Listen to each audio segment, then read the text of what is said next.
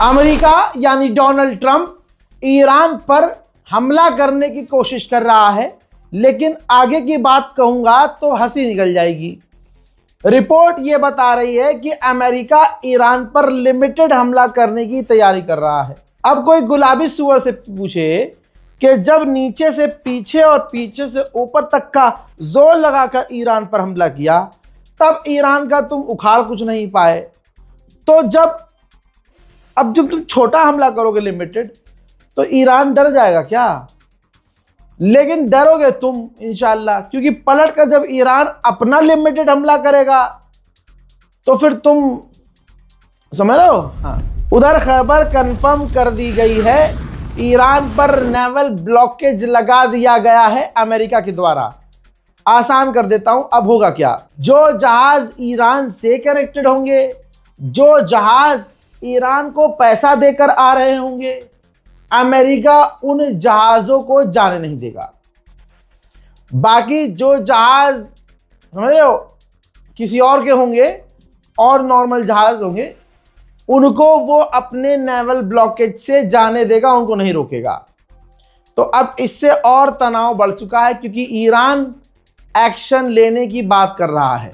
और अगर ईरान ने ऐसा करते हुए दूसरा रास्ता जो रेड सी में है वो अगर बंद कर दिया, तो अमेरिका की सारी हैकरी और पूरी प्लानिंग फेल हो जाएगी। रात रिपोर्ट ये दिख रही है कि मिडिल ईस्ट में अमेरिका के जहाज, भारी मात्रा में जहाज हथियार लेकर उतर रहे हैं। ईरानियन ऑफिशियल ने मक्खन लगाया है और बहुत अच्छे से बजाया है ट्रंप को। कहा है कि ईरान कोई ऐसा देश नहीं है कि तुम अपने एक ट्वीट से, ट्रुथ सोशल मीडिया पोस्ट से ईरान पर बैन और पाबंदी लगा सको। जैसे अमेरिका को नाकामयाबी मिली स्ट्रेट ऑफ हॉर्मुज खुलवाने में, ऐसे ही हमारा रास्ता बंद करने में भी अमेरिका को नाकामयाबी ही हासिल होगी। वैसे भी ईरान का जो मकसद है कामयाब हो रहा है। क्रूड और तेल के दाम जो है $105 पर बैरल हो गया है, और एक बार फिर से तेल के दाम बढ़ना शुरू हो चुके हैं। और आगे देखिए, अमेरिका का बुरा समय आ चुका है। ईरान से भिड़ना अमेरिका का अंत नजर आ रहा है। अमेरिका की ही रिपोर्ट के अनुसार अमेरिका में जेट फ्यूल के दाम बढ़ रहे हैं, जिसकी वजह से अमेरिका के अंदर फ्लाइट की टिकट्स महंगी हो रही हैं। उधर ईरान ने इजराइल की सांस अटका दी है। वीडियो एक जारी किया है ईरान ने, कहा कि ये हमारी एक और टीम है जो इजराइल के अंदर इस तरह से नजर रख रही है। इजराइल में खतरनाक इंफ्रास्ट्रक्चर और जो इजराइल की ज़रूरी जगह और चीज़ें हैं, हम उन पर नज़र रख रहे हैं। मौका पड़ने पर जवाब दिया जाएगा। अब सोचिए, सबसे सिक्योर मुल्क मानता है इजराइल अपने आप को, और वहां ईरान के ड्रोन आराम से घूम रहे हैं, स्लो एकदम, और इतनी नीचे उड़ते हुए पूरे इजराइल की तस्वीर लेके आए हैं। तो ईरान फिर क्या क्या कर सकता है? उधर कनाडा के बाद ऑस्ट्रेलिया के प्रधानमंत्री ने जैसे आवाज आई ना, ऐसे किया है। किसके साथ? ट्रंप के साथ। और कह दिया है कि सबसे बेहतरीन ऑप्शन है नेगोशिएशन, बातचीत करके स्ट्रेट ऑफ हॉर्मुज को हल करवाना, इस मामले को। और ऑस्ट्रेलिया ने साफ कह दिया है, हम अपनी फौज अमेरिका नहीं भेजेंगे, न स्ट्रेट ऑफ हॉर्मुज भेजेंगे। ले बेटा, एक लंबे समय के बाद ईरान के विदेश मंत्री का बयान आया। अब्बास अराक्ची ने कहा कि हम 47 साल के बाद बहुत इंटेंस बात कर रहे थे अमेरिका से, और ये 47 साल में पहली बार हुआ था कि हमारी बात हो रही थी और हमारी बातचीत सही चल रही थी, बिल्कुल सही डायरेक्शन। लेकिन एंड टाइम पर नहीं पता क्या हुआ कि अमेरिका ने अपने गोल बढ़ा दिए, मांगे बढ़ा दी, चीज़ों को बिगाड़ना शुरू कर दिया, और पूरी तरह से ये बातचीत खराब हो गई। अपने पूरे इस इतिहास में अमेरिका ने लगता है कुछ सीखा नहीं है। उधर गलीबाफ खेल रहे हैं बढ़िया।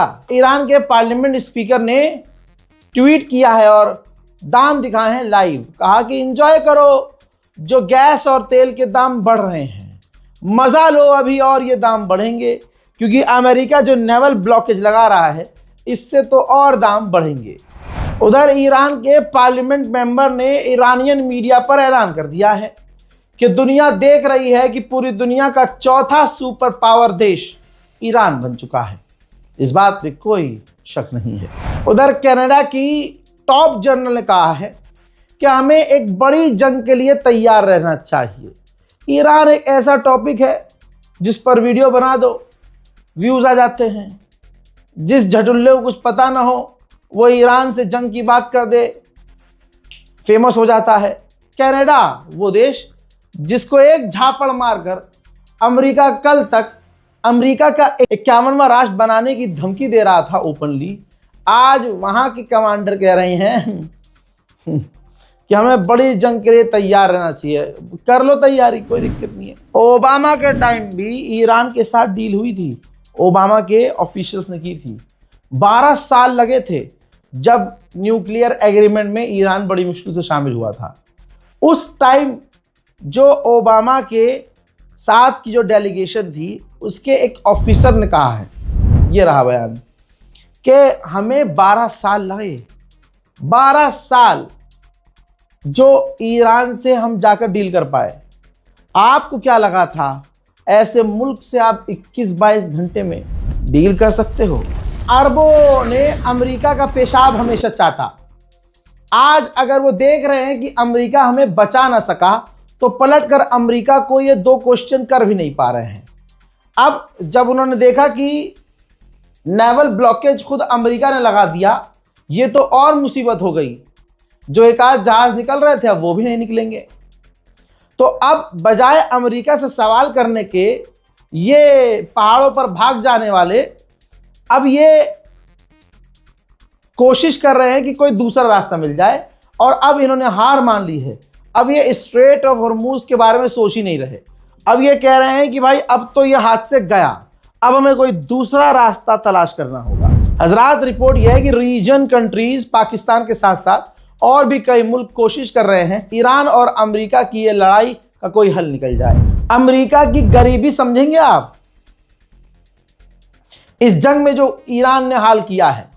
रिपोर्ट देखिए, 68 साल पुराना एक अमेरिका का एक जहाज था, टैंक फ्लुगज़ेयुग नाम है उसका। भाई 68 साल पुराना, वो पुराना टैंकर 68 साल, जिसे वो रिटायर कर चुका था भाई, रिटायर अमेरिका, अब उसे दोबारा मैदान में उतारा है। हजरात, अमेरिका और ईरान की इस जंग में चाइना मजे ले गया।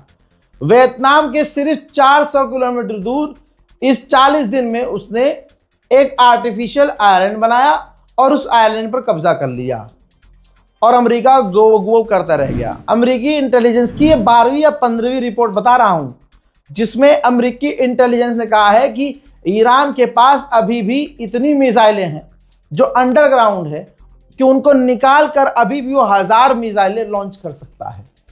ये सुनने के बाद डोनाल्ड ट्रंप के जो पिछवाड़े हैं उसमें और जो रास्ता है वो बड़ा हो गया है। पिछले कुछ ही घंटे के अंदर इजराइल ने लेबनान पर खतरनाक बमबारी की। इस बमबारी के अंदर 11 लोगों की शहादत हुई, जिसमें बच्चे हैं, बूढ़े हैं और औरतें हैं, और एक बच्ची तो 1.5 साल की है। लेबनान का हाल ये है, ये देखिए कि पूरे इलाके में जहां जहां वो पहुंच सकता है लेबनान में इजराइल बम लगाकर उड़ा रहा है। नेतन्याहू पर इतने केसेस हैं कि वो जानबूझकर जंग बढ़ा रहा है ताकि उसे जेल न जाना पड़े। सोचिए, ये एक दूसरे देश का प्रधानमंत्री लेबनान की सरजमीन पर गया, मिलिट्री के सारे कपड़े पहने और वहां खड़े होकर लेबनान को मिटाने की और लेबनान पर कब्जा करने की और खतरनाक हमले करने की धमकी दे रहा है लेबनान की जमीन पर खड़ा होकर। यहां तक कि सेटलर मिनिस्टर है ये। बताइए, पूरी दुनिया में एक वाहिद देश इजराइल ऐसा है जिन्होंने एक ऐसी मिनिस्ट्री बनाई है जिस मिनिस्ट्री का काम है दूसरे मुल्कों की जमीन पर कब्जा करना। तो ये सेटलर मिनिस्टर कह रही है कि हम लेबनान के घरों को क्यों उड़ा रहे हैं? अरे क्यों उड़ा रहे भाई? बनाना पड़ेगा दोबारा हमें कुछ रहने के। हम उनके मकानों पर कब्जा करें और इजराइल से लोग वहां जाकर बस जाएं। ये हालात है दोस्तों। अब इस रिपोर्ट को शेयर कीजिएगा, पूरी रात मैंने अपडेट किया है, जाइएगा देखिएगा, इस रिपोर्ट को शेयर जरूर कीजिएगा। जय हिंद।